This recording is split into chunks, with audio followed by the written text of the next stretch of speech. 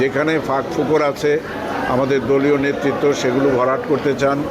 এবং আজকে এখানে আমাদের মধ্যে উপস্থিত আছেন আমাদের দলের অত্যন্ত বরিষ্ঠ নেতা এবং সহসভাপতি, যিনি আজকে সূচনা করবেন এই বর্গের, এবং তারপরে আমাদের মধ্যে যারা বক্তা হিসেবে আসবেন তারা বিভিন্ন বিষয়ের উপর আজকে এইখানে প্রশিক্ষণ দেবেন। এবং আমরা ভবিষ্যতে চেষ্টা করব যাতে এটাকে কন্টিনিউ করা যায় নিচের লেভেলেও। আমরা বারবার বলেছি যে আমরা আবার একটা সুযোগ আমাদের সামনে এসছে।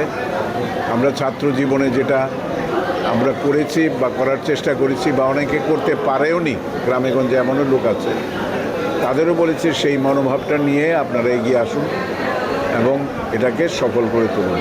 আমরা আশা করি দেখছেন উপস্থিতির হার খুবই ভালো, তবে গ্রামেগঞ্জের মানুষ আসতে অনেকের কিছু অসুবিধা হয়। আমার মনে হয় পার্সেন্টেজটা আরও একটু বাড়বে এবং প্রায় 90%-এর উপর হয়তো হয়ে যাবে, 90%-এর উপর হয়ে যাবে।